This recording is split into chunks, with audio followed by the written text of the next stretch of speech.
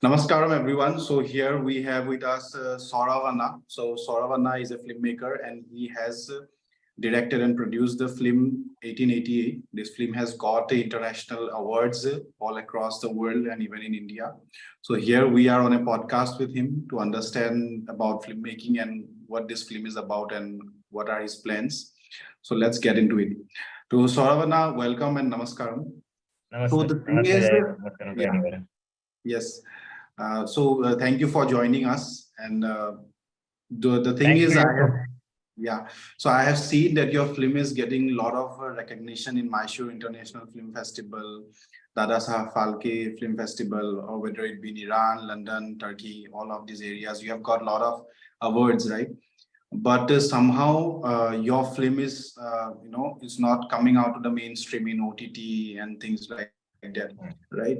So I want to understand what this film is about and how do you see that? What is it that is getting it awards, right? Why it is getting recognized by professionals across the world, but the mainstream film industry is not yet picking it up, right? So I want to understand from you, and please tell the audience also about your film. Yeah. Sure. Yeah, namaste everyone. Namaskaram. Thanks, Jai, for this opportunity. It is really an honor. And I think your first question itself is something which has been running in my head and mind for quite some time. Firstly, what the film is about. So, 1888 is a Kannada feature film, completely shot indie style, and we have used a filmmaking technique called guerrilla filmmaking technique. Considering we had a lot of resource constraints, budget, and a very small skeleton team of 3 to 4 people. So, this movie is basically a movie about three characters who are not related to each other, but they come face to face. There's a, they clash. They come at the personalities clash after demonetization is announced, and this is for a bag of cash. Which people know what happened after demonetization. There were a lot of queues in front of the ATM. A lot of people had a lot of hard cash which they wanted to convert, and there's a lot of chaos. And then, of course, slowly things started settling down. So this movie just looks at it as an incident and what happened to three different characters. Like, if I can just let a little more details, is there's an LIC agent, Mhm. there is an actress who wants to become a politician, and then Mhm. there is this mysterious character who's a drug addict. Like three Mhm. characters not related to each other and not what in a filmy sense we would say typical, not like a hero, heroine, nothing like that. These are characters and the main characters. So this movie is about that. It's a 2 hour movie, and it is, I would say, not a very art house film. Neither is Mhm. it a very mainstream film. What I would call it is somewhere in between, like a bridge cinema. It has Mhm. songs, it has action, it has drama, but we have still tried to keep a lot of things as real as possible, and for which we did a lot of research. So we Mhm. started production, I mean, pre-production of the movie from 2016 after demonetization was announced. Did a lot of research, found a lot of real life interesting incidents, which we, Mhm. wove into the story, and we brought it. And so that's how it is. The movie was made, and then to answer your next question, the tough part is why mainstream OTT channels are not picking it up. So everyone knows here that in India, OTT, there was a boom during the pandemic. People Mhm. were not going to theaters, no one was going outside. People are working from home, staying indoors. And these OTT platforms like Amazon Prime, Netflix, they gave people that avenue, that option, which was a source of entertainment. And Mhm. OTTs at time during that boom phase, they picked up a lot of content. They bought a lot of movies. They Mhm. probably they took a lot of bad decisions. They ended up spending a lot of money. Today we do not see those many OTT channels also flourishing. We see there are a lot of mergers happening. So I would say that there was a boom period where OTTs invested a lot, and now they were filled with a lot of content, and now they started looking at the business side of things. They were being very strategic. They wanted to produce their own content, or they were only buying movies which has big stars. When I say big stars, it has to have like a Shah Rukh Khan, or in South like a Mahesh Babu or Allu Arjun, that kind, Mhm. right? So otherwise, they would force a movie, however small or big it is, to go to theaters. And today we know people are not that excited to go to theaters unless it's a huge, a Exactly. spectacular movie, right? So that is where the film festivals helped us. So we had not planned for film festivals. One good thing about film festival is it's a platform which does not distinguish a lot. It doesn't care really if it's a big filmmaker or a small film.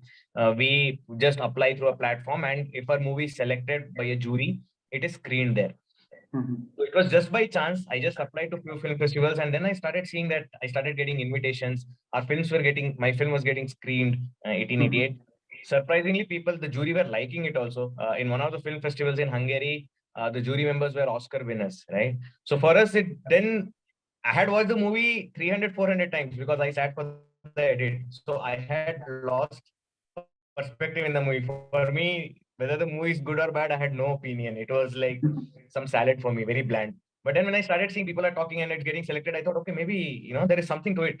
There's something interesting. So my guess is, I think people could relate, at least in the film festival, those who screen and watch that, this is an interesting movie. They see that a small team with budget constraints has still managed to make a feature film, and it's having a different concept. The way it is made is different.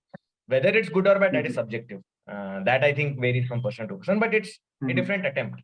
So I think that is one of the reasons why people have liked it. And in Dada Saheb Film Festival recently, last Sunday, where we won an honorable jury mention, there were some of the biggest movies of India, like Sitaramam, Charlie, 777, Bhedia, which won awards. And our movie was selected, screened, and in fact, they had an extended screening only for film students and journalists. Mhm. In that also, our movie was taken. So I think that guerrilla filmmaking style would have been like, not many people choose that style. So maybe because of that, it's like a case study, I feel. Yeah. So when you say about guerrilla filmmaking, you see, so first of all, I would like to understand the editing aspects of the movie, and so you edited completely in DaVinci or Premiere? We use Premiere Pro, Adobe Premiere Pro. Premiere, right? Yeah, Okay, we use and DaVinci for grading, color grading. color grading. So tell something about, like, the guerrilla filmmaking style. Okay, I know that people might understand a bit about it, that small budget, or shot in a raw way and all this.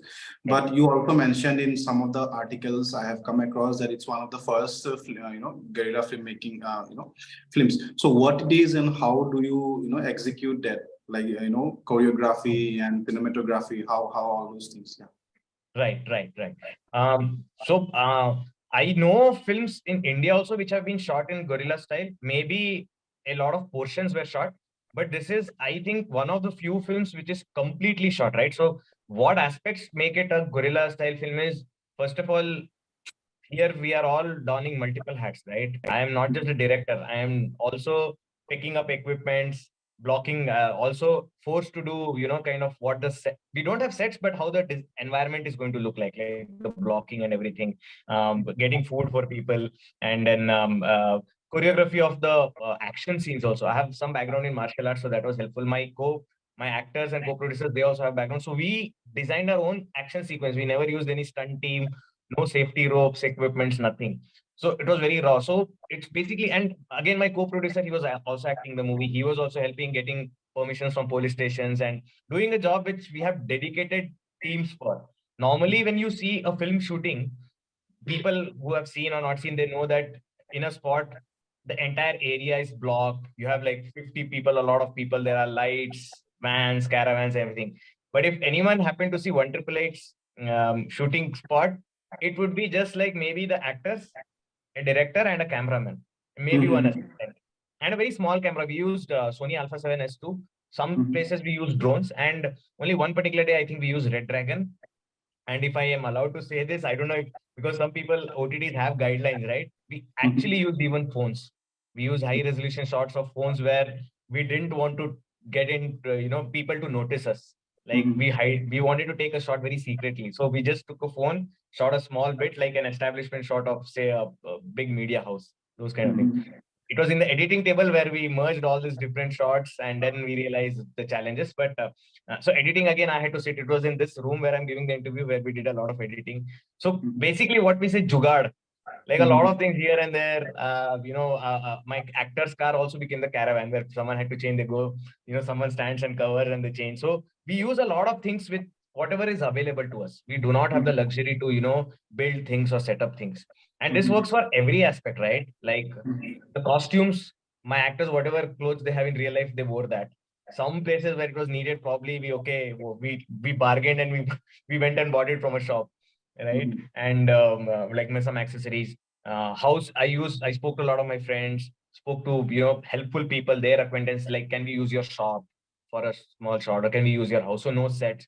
And the same people, they also acted in the movie. So real life people, like if someone is selling tea and we have a shot with a tea seller, we are Mhm. using the real tea seller. We just tell him, be yourself. There's this dialogue, just tell it. Don't look at the camera. And the camera is hiding somewhere. He wouldn't even know. So So maybe wonderful. one or two retakes, and then so a lot of real people. So in fact, I think our lead actress Neetu Shetty is an established name, a big name in Kannada film industry. She's also been in Big Boss, right? Apart Mhm. from her, and of course, one of her friends who's played a guest role, Raghuramappa, there were no other actors in the movie. Mostly Okay. friends and real life. I mean, people playing their real life roles. Wow. So that is what I mean by guerrilla filmmaking. Like everything is every aspect from the making to acting, dialogues, a lot of things. Because if the location changed, some dialogues had to change. So we wrote a lot of dialogues on the spot before the shot. Go there, try it out. Does it suit? So Yes. was So it it is. like comfortable for the team to, because in such a cases when you have prominent actors or when you have people, a team has to be really very understanding, right? Yeah. So that's Yeah. the only aspect, because you are shooting organic, it's completely organic. And how Yeah. was, like, how much time did it take to complete the film production? Yeah, that was it's a very good question because interestingly, our lead actress, she was very supportive. She understood. Maybe she was like, okay, bechare, these guys are doing something. Let's be understanding. Mhm. But a few people who have never, shot or worked in a movie but wanted to, they for some reason would be like, what are these guys doing? They're misusing. I mean, I understand that, right? And worst thing was our period of shooting got stretched. We had a lot of night shots, so sometimes, it would stretch till 5 in the morning, and then daylight would come, and then the whole lighting would change. We do not have artificial. We were not using a lot of artificial setup for lighting. So then again, it would get pushed to new next day. So we ended up shooting for a long time actually because um, we were not we were not using the best of even people and setup, right? So once our footage was also deleted during some Mhm. transfer, and it was a very crucial car chase sequence. So we had to reshoot that, and it took us some extra time. So because of this, over a period of 2 years, we ended up shooting because some shots, when we would go back to the editing table, we were doing a rough edit, we would feel it's not looking nice, it's not setting. So we would go back and reshoot. So people were frustrated. I was frustrated, my team. But then at the same time, the passion was there. I think that kept us pushing. So it was a mix, right? Some days were down, some days were up, and I realized as a director, the first thing I realized, you have to keep your team happy. And sometimes food is that leveler. It just has to be that biryani and this one. And then if people are happy, then they give their best. So that was a learning for me. Okay. So what are your plans, Anna? Like, I have few many questions. For example, let me talk about the demonetization aspect of the film. Now, one thing I realized, because I have gone through the IMDb and I have gone through, the film is very, very wonderful, right? Even the actors and the storyline. But somehow the mainstream thing, or somehow when you talk about demonetization movie, people will, we may not like to paint it, but people will immediately think, or some people will immediately try to take an angle that this is anti, central government, or anti something that the government took this Yeah. initiative, something like that. Yeah. Now, Yeah. but this is the movie where I have come across, you have also told me, and in the articles it is like, this is only depicting certain factual information what really happened during that Right. time, right? For example, how it cryptocurrency got affected, Yeah. how people are, affected, or not only affected, how the entire sequence happened, just looking at it from an observation angle, not giving it Yes. some kind of a conclusion. So Yes. is it very relevant in the movie? Anyone who looks at the movie will understand, or like, how do you see this? That, have you faced this thing that, okay, you made a movie on demonetization, why not you portray the other side or positive side, something like that? Have you Right. received some kind of other thing? So yeah, we did get questions like this. Where you like you rightly asked, right? They were like the first question. Some of them would ask like, okay, is your movie pro government or anti government? So my thing Mhm. was like, see, it is not about pro anti. We did not look at the politics of demonetization, or we are not here trying to give a message that this was a good move or bad move, because that is a different it would take a different trajectory. We purely looked at it as there was an announcement, this event happened, and because of this event, what were some of the things happened, right? Mhm. We were afraid of what would the censor board question, because so that's why we took a few liberties, like we have a scene where the actress is giving a speech in front of the media. So that speech actually happened in real life, but it was given by an actor. I will not take the name. It happened in the southern film industry. So we kind of twisted it to make it look like an actress is giving. So small creative liberty we took, but we basically took real life incident. And like you also mentioned, the effect of demonetization. So Bitcoin prices, for example, before demonetization, after demonetization, it kind of doubled the next day after demonetization was announced. Mhm. So these kind of things, or how the drug market fell down. if we look at it, during that period, people were looking for, I mean, the black market of drugs completely fell down, right? There were a lot of bank managers who were hand in glove with, some politicians, and they were involved in, some very, yeah. So I was saying that it doesn't look at the politics of them, and it's not about demonetization. It's just because of demonetization, XYZ things happened, and then how it affects the characters, and it looks at the underlying greed of human beings, and then to what I mean, it looks at gray shades of various characters. And I did not want to reveal this, but I'm okay to tell this on this platform because maybe it will help the viewers get a little more excited. There is a very subtle underlying aspect of patriotism also in the movie. Very not like very chest thumping, not very loud like "Mera Desh Mahan hai" or we should sacrifice this for a country. Not that type, but how some people in their own way are doing their jobs, which is in the interest of the nation. But that is not linked to demonetization. It's generally about some people who do their roles as part of that. So Yeah. yeah, So the the movie. reason, yes, yes. So the reason I asked this question is because nowadays everything is ideology. Everything is, you Yeah, take, you utter one sentence that becomes an agenda. People yeah, will think you are promoting like, anything. Even I have yes, faced it, and we see it. yeah, Even we judge people from that angle. This is the real situation, whether in India or even outside of India. yeah, So it's very hard to portray things from a neutral perspective because people think very that hard. they're trying to. So I understand your efforts in bringing out. So I'd like to understand what are your future plans and Mhm. how do you see in terms of going in your filmmaking career, and how do you want to take this movie ahead? Yeah. Got it, got it. Uh, uh, so I personally, I mean, I think we are all storytellers. We are all creative people. It's just that we have different channels to show it. So I have a lot of ideas, and then one of the things is keep writing, keep researching. So I don't want to be restricted to just one kind of film, either style or genre or making. So I have an idea of a documentary. Which needs a lot. One thing I believe is whatever I do, the material should be well researched. It should be a genuine thing, and um, not like a half-hearted attempt, or just doing something because it's like a trend, and this kind of formula works. So we had tried that with we wanted to be spot on with our research, and we did a lot of work in that for 188. And so whatever next project I want to do, whether I have a plan about some kind of a documentary about Bangalore's how Bangalore has changed overall, right? Not just environment, but also the impact of culture and things like that. How it used to be 25 years back to now. So that is just an example I'm taking. But if I have to make a documentary on that, it has to be well researched. So I have some plans around that. And then there are some projects which I would want to tie up with some of the production houses like OTT back production houses for something to do in adventure or sports. To a previous question which you asked, a related answer I'll give is now OTTs are looking at producing their own content. They want to be involved from the scripting stage itself. So I have some ideas which I'm going to pitch to them, and I already have some offers also, but it's too early for me to reveal. It's just at a very, very initial stage. But yeah, that is the plan. Be open to web series, documentaries, feature films. Wonderful. Short So films. how did you end up in filmmaking? Like out of all careers, tell something about yourself. So how did all it start? I think that bug bites many Indians, but for me, what happened is I've been watching films for a very, I mean, I can say since I opened my eyes, kind of, I know I've seen films in some way or the other. Um, what happened is, I don't know, somewhere when I started watching films, I would start analyzing it, like, and from the start itself, like, hey, suppose I was making this film, would I have kept this shot this way? Would I have, say, for example, maybe kept the background music, was it needed, or would I have kept maybe a close up instead of a wide shot and things like that, right? The technical aspects, or would have made the actor act in this. When these kind of things would come in every movie that I started watching, and then I somehow got an interest in the parallel Indian cinema movement, and some European cinema, which made me think like, hey, this is also a way of telling cinema, or shooting movies, right? So then I realized that there are different forms, and it's a good medium to experiment.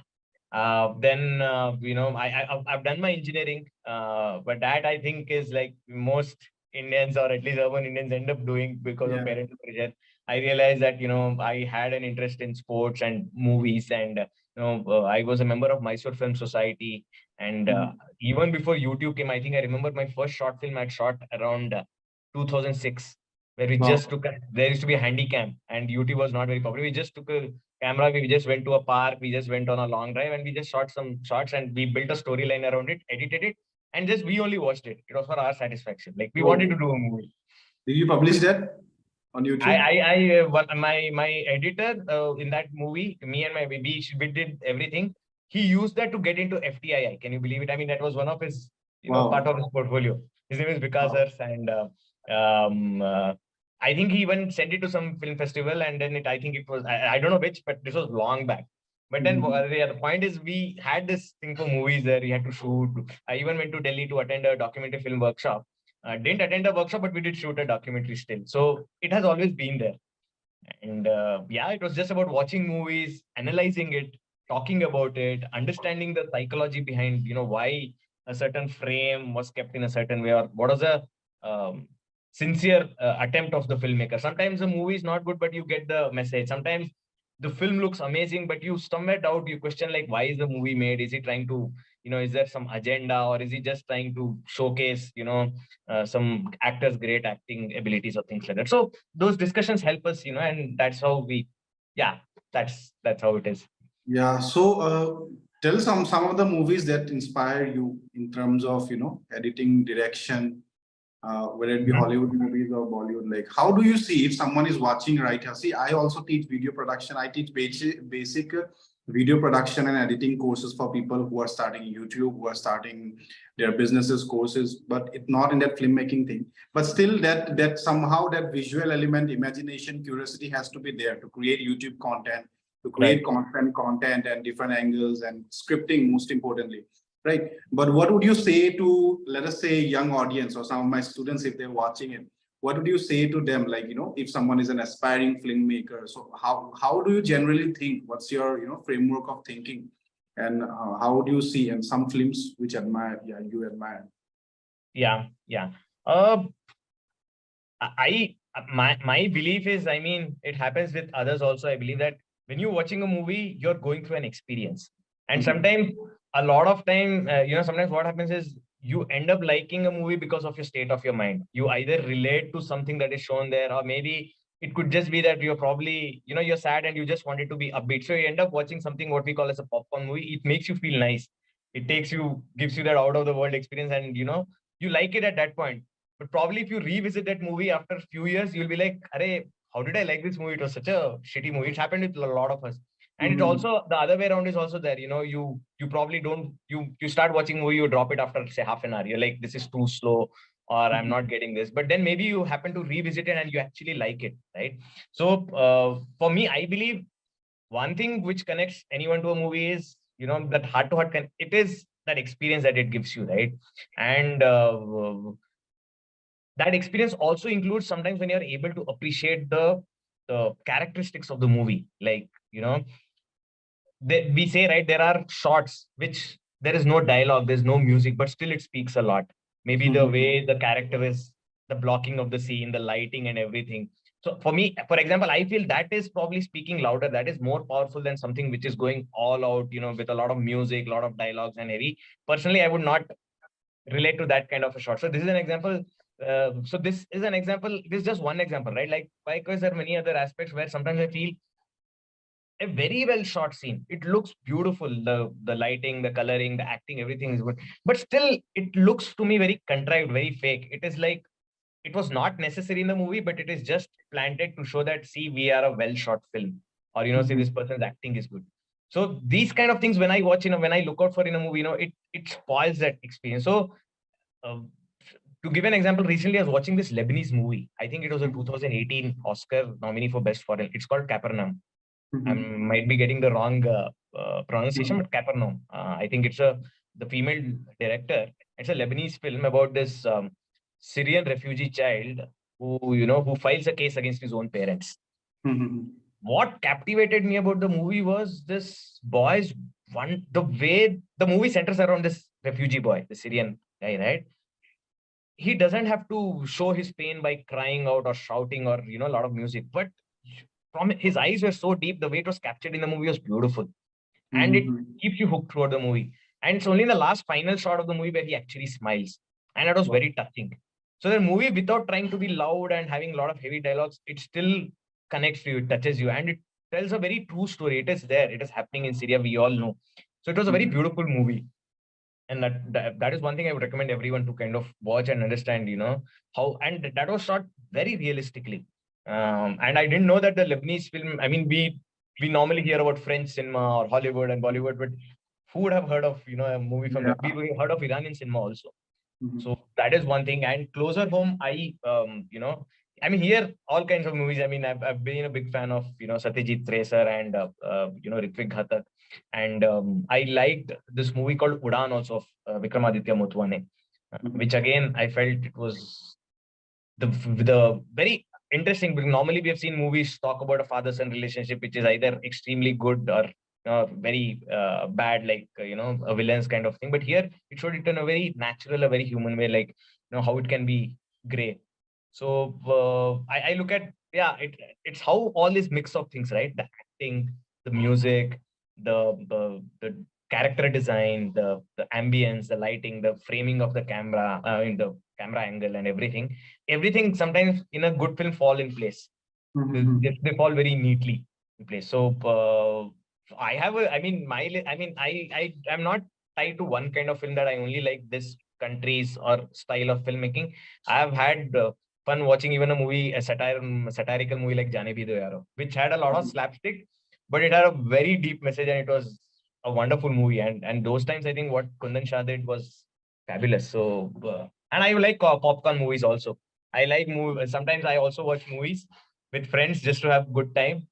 So movie is my avenue where I look at it as a subject. Sometimes you study, you get a lot of information, knowledge from movies. Sometimes it is also your source of time pass. So I've enjoyed movies where one punch and then this guy's doing 10 somersaults and landing on a chair, and then it goes, and yeah. So So no, for me, I movies think are, like movies are if movies are the most important social changing factors. You hmm, see, right now many movies are in controversy. We saw the Kashmir hmm, Files, which brought yeah, out a certain aspect. We are seeing right now the Kerala Kerala. story, Yeah, full controversial. So then there are movies which have brought really lot of impact, like Rang De yeah, Basanti, or there yeah, are movies which change the youth perspective about many things. So correct. I just like to So what do you think? We are coming to the end of the discussion. A few movies, Right. maybe three movies that has changed your perception about filmmaking, or that you think has changed your perception of how stories Hmm, are hmm, done. hmm. Recent movies that people might connect. You mentioned one of my favorite movies, because Rang De Basanti, actually I remember when I watched it, it left me stunned. It was Mhm. like it had that impact, right? The way it ended and the way it was shot, like it kind of gave you that message that it made you question, like, we as a youth, what are we doing? Can we do more for the society? And I Yeah. remember I went and watched it back to back 5 times. I Mhm. thought it really shook me. Um, at that point. But I'm not sure if I watch it today, if I like everything about it. But I still feel that at that point it had impacted me. Another movie at that time was Swades. In fact, I had umpteen opportunities also personally to, as an engineer, go abroad and settle and work. But somewhere I feel that movie Swades should keep coming back. I mean, I know it has had an impact on a lot of people, right? Today, when I look back, so I also sometimes look at a film as a critic, right? Purely like not looking at it very scientifically, objectively, not trying to be swayed by emotion. So Swades maybe have helped me, may have swayed me emotionally. But if I look at it as a critic, I would be like, length was too long. Maybe some shots, the acting went over top. So, but if I Mhm. keep that aside, It was a little bit slow mo in many parts. So this, but yes, it but it was had a slow mo, deep but impact. Very exactly. touching movie. Very Indian story, like Very that's the Indian one story. thing. Yes, We really saw those scenes as a part of our lives, especially right. that train scene when the guy Oh, is that giving train the scene key. was, yeah, yeah, Yeah, yeah, yeah, so yeah. Kashmir So Files was something like that, where you see that it's not highly edited or high level of right, VFX or something like that, but it's very realistic somewhere. very I think realistic. that Yeah, appeals to people nowadays more. true, true, true. I also when I first watched Kashmir first, I was seeing some shots like the editing was bad, like you mentioned, and some shots of VFX. I don't like it if VFX looks very obvious on your face. It starts looking like, hey, they've used a green screen. For me, the idea of movies, it should be very seamless. It should not look like, the lighting is very obvious on the face. They have done some Mhm. special effects. So Kashmir Files, I was able to see, but I understand, right? It's not easy. And then when Mhm. you start getting invested in the movie, you get deeper and you start connecting at, at an emotional level, then probably you ignore some of these technicalities. I, Mhm. I, I firmly believe that if I'm able to connect to the filmmaker's intention, his sincerity, right, that matters more than all the things that everything is polished and prim and proper. So Kashmir Files was, and of course, it gave you some information. I understand why the debates are also happening, because some people feel that it has, that's Mhm. how powerful movies are, right? I Very mean, we've seen it can divide people, it can break friendships, it can cause riots also. exactly, exactly. Desperate. So it is very tough actually. If someone asks me, can you make a movie like Kashmir Files, given everything, it Yeah. would still be like, I Because mean, the that's what is story is happening. very big. Yeah, the story Very, is and it, consisting so many elements that that story would be relevant even like 7, 8 years down the line. So that right, can be picked up anytime. So it's a right, very right. that is a very ambitious attempt. So, but I see some international movies. Okay, so most of the time when I see, I'm not into filmmaking and stuff, but I really am fond of movies like you see the Interstellar or Inception. You see, Inception. we are yet to find that kind of movies in Yeah, India. Yeah. yeah, yeah. So then there are series like there are many Netflix series which are based out of on Israel, Palestine. This series is Right. there. So Got it. somewhere I feel that kind of Money Heist, right? So Money Heist is a series which is it's very deep. But even Right. if we try to copy, we won't be able to do that because that is a completely different level. I think the director is Italian or something, but that is a different genre itself. So I think Yeah. in India we are more swayed away by political and social movies, Right. whether it be Dr. B.R. Ambedkar, whether it be about some religious harmony or division or whatever it is. Yeah. Yeah. But Yeah. Yeah. other genres are not explored more here. True. So True. so True. yeah. Yeah. So when you are doing this technical movie of demonetization, so there are many Mhm. aspects that it can cover how money plays a role, right, in the Right. society. Right. Right. Right. So Right. I think that's a good thing, Anna. So like that's it. I just wanted to understand from you, and a very congratulations for you to Thank you. that your movie is doing so well in all the platforms. I hope that it reaches to the OTT and it reaches Sure. to a lot of people. And if you guys are watching here, whoever is watching on YouTube, Insta, and in all the platforms, please do watch the movie 1888. So can you tell where they can watch the movie? How is it available? Yeah. So, thanks a lot for giving me the opportunity to talk about 1888, and you've also uh, done a lot of research. You know a lot about the movie. So, the thing is, 1888. One good news is we would soon be streaming on some OTT platforms. Uh, Kurt, thanks to our win in Dadasai Phalke Film Festival, some people have shown interest. So, I was just talking to someone from Geo Cinema yesterday. Mhm. We had a lot of struggle. We spent almost a year trying to find a platform where we can get a movie, but looks like finally there is some good news coming. And Book My Show is also having a streaming option, so they have picked up our movie, and we might soon be there on Geo and some other streaming apps available too. I will Mhm. keep everyone and you also updated. But if anyone wants to watch it immediately, probably you can check out Book My Show, and then it might soon come on Geo and maybe Amazon. So but not in theaters. That I'm pretty sure. So yeah, it will have to be some OTT channel. So yeah. Yeah. So wonderful, and Thank you. everyone can follow them in their social media channel. We will put the description links Sure. below. Yeah. Sure. Thank you for joining, Anna. Thank you for sharing this. And Privilege is mine. Thank you so much, and all the best to you for for yeah, the fabulous work that best you're doing. wishes for you. And let's see, hoping to watch more of your films in future. Yes. Yes, Yeah. please do. Please do. And I would want your honest feedback and reviews. And I request everyone also to just share their honest feedback and review, because it helps us grow and get better and, understand different, perspectives also. Yes, yes, sure. Thank you for joining, Anna. Thank you. Yeah, Thank yeah. you. And take Namaskar. care. Bye. Awesome. Bye. Bye.